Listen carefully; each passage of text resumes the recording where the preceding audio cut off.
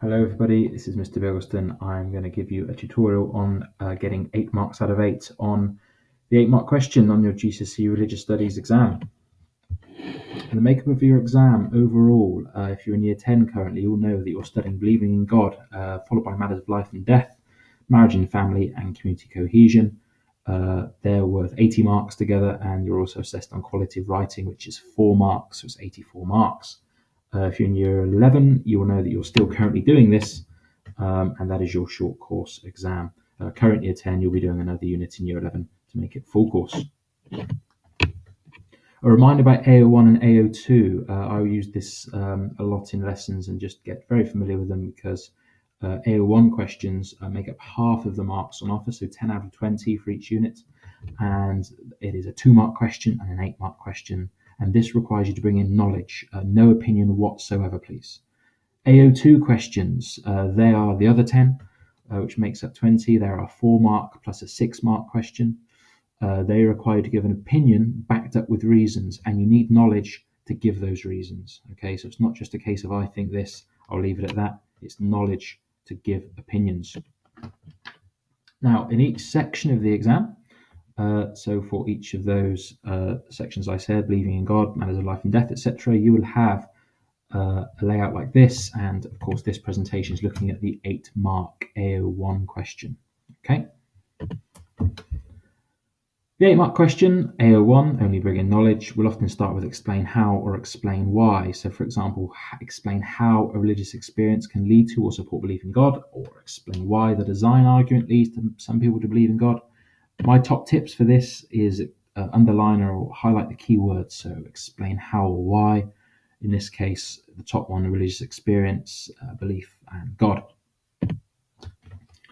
How to get 8 marks out of 8. You can do this in 3 ways. You can either give 4 brief points, probably the easiest way, 2 developed points, or 1 well-developed point. You decide how you do it.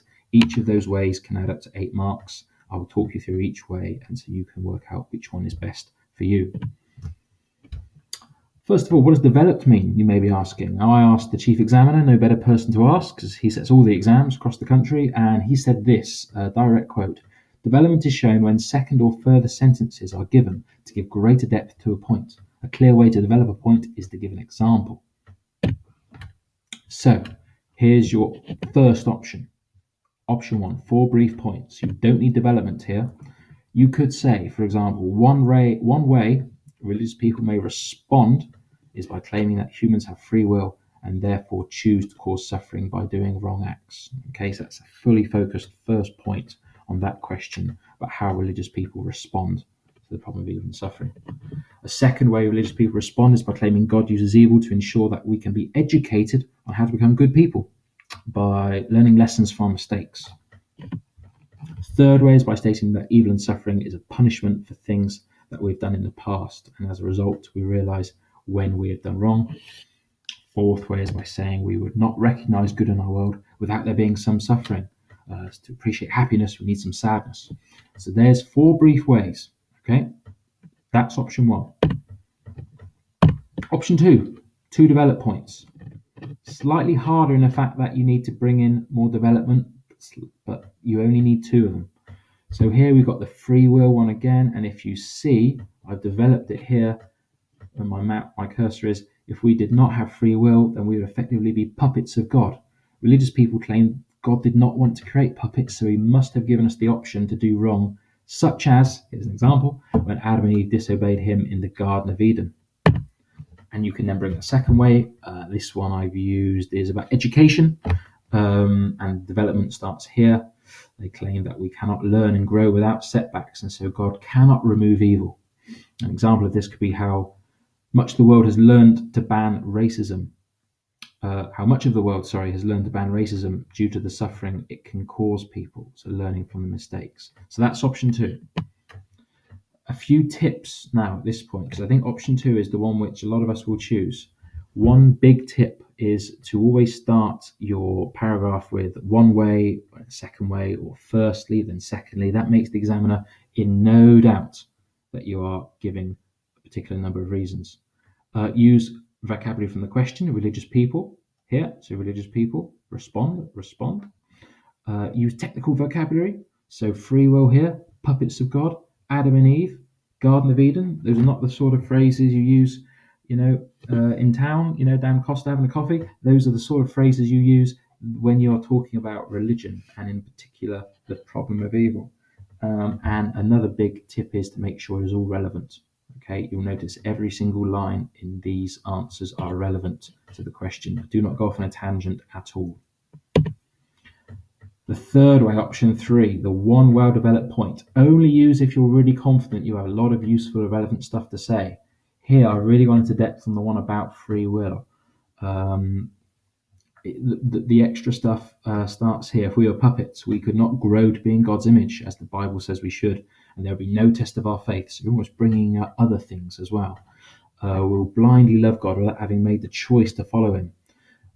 Religious people claim God did not want to create puppets, and so must have given us the option to do wrong, as we've said before.